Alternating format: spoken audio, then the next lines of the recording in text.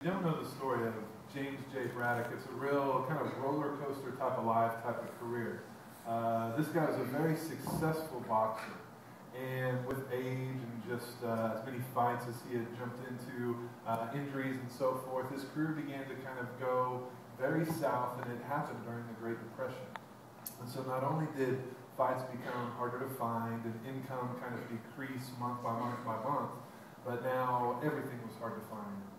Life in general was just difficult to get to the day-to-day, to find the food, to pay the bills, to do those types of things.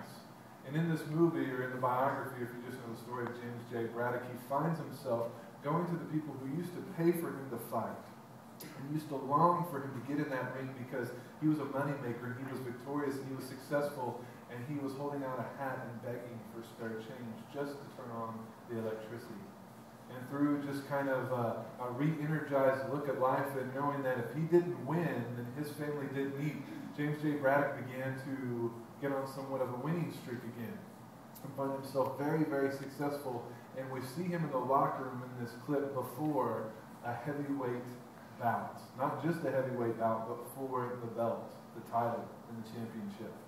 The deal is the guy who was fighting had known to kill other men in the ring. He was younger, he was stronger. And here's James J. Braddock that has just kind of been surviving. He's older, he's weaker. Everyone's telling him he can't do it. He still has the effects of a broken right hand. And he's sitting there, and you see his facial expression kind of is worrying. And there's this trainer that begins to kind of pump him up and say, hey, remember what you've just accomplished. Remember the fights you've just won, the people you've just beat. And then his wife, that had been so worried and so against this fight, shows up at the locker room. I don't know about you, but I'm glad I'm not from New Jersey and I talk like that. Anyway, and she says, you're going to be just fine. You're going to do it. You're champion of my heart. You're your kids' heroes. All those cool boxing nicknames you get when you're a boxer. You're all of those things. You're going to be just fine.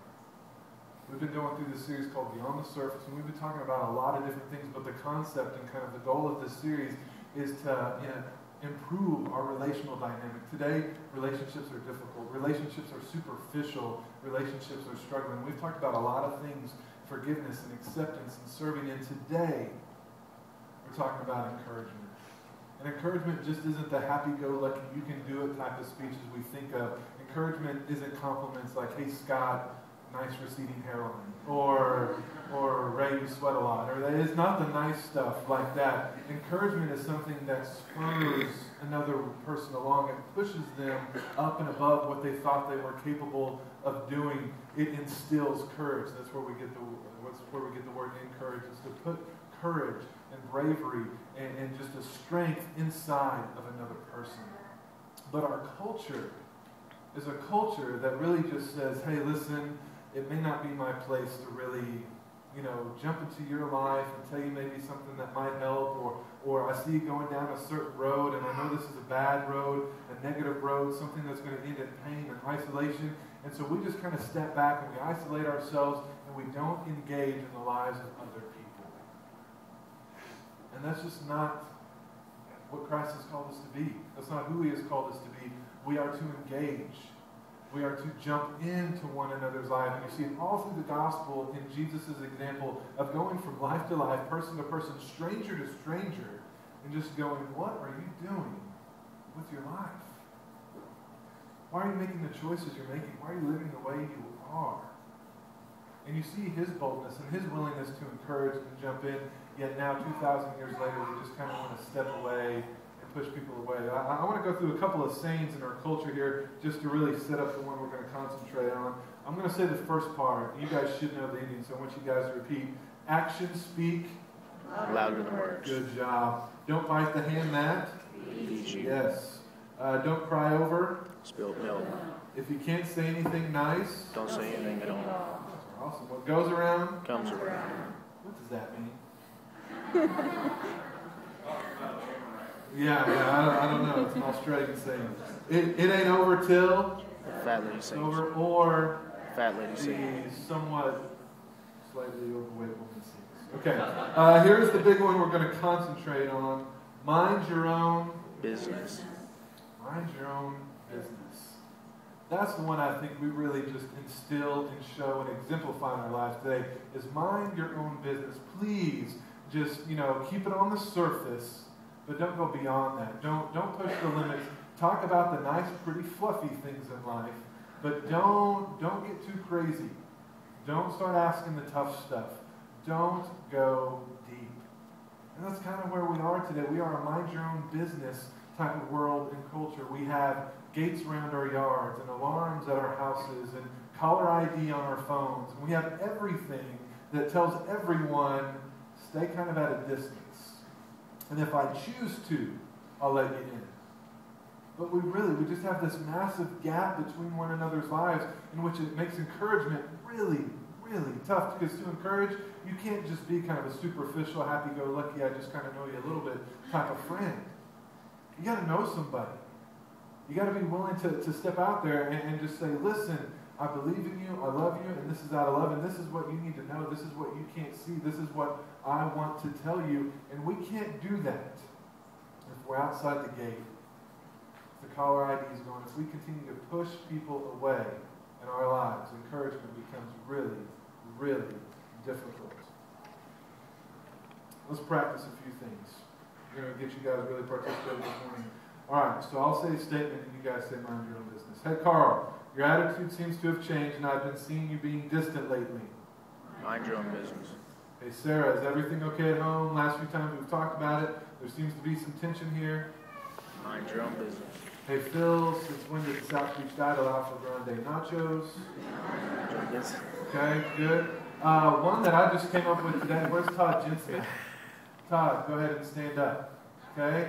And let's just say, Todd, before you wear the same exact thing as the pastor wears on Sunday, maybe you should give him a call.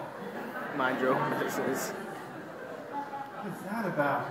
We both got on purple and like light pink bracelets. We're like walking flower beds today. Me and Todd Jensen. So, if you need anything lifted later on, don't call me or call Todd. All right? Listen, it is scary to engage. It is scary to let people in because that's the answer you might receive. And that answer is hurtful. And that answer isolates you. And that answer says, as much as I'm caring for you, and I'm stepping up to the plate, and we're having this conversation, and I'm trying, you're saying, I don't care. And when people reciprocate that and communicate that in our lives, it hurts. It leaves those scars we've been talking about these past few weeks, that when we try to dive in deep and people don't allow us to or don't let us, it hurts. There's a couple verses in Hebrews, chapter 3, verses 12 through 14, that talk about this type of encouragement and this type of life we're supposed to live. It says, see to it, brothers, that none of you has a sinful, unbelieving heart that turns away from the living God, but encourage one another daily, as long as it is called today, so that none of you may be hardened by sin's deceitfulness. Okay? It says, listen, there's going to be moments in life where we're all kind of floating away. We'll get to it a little bit. I'm going to call it today drifting. We're all kind of getting a little further away and further away and further away from God. And there has to be times where someone else steps up to the plate, comes to us and says, listen, I see what's happening. And something's got to change. Something's going on. And I'm here to spur you on, to encourage, to be bold enough to talk about the things that no one else will talk about, and to be a true friend. And if you want to go beyond the surface, all the things we've talked about, we've got one more next week, but this may be the most difficult, because a lot of times you got to get eye to eye and face to face, and you got to talk about the really tough, dirty, stressful stuff in life. Because encouragement, like I said earlier, I'm not talking about a nice little note or a pat on the back. Those things are nice.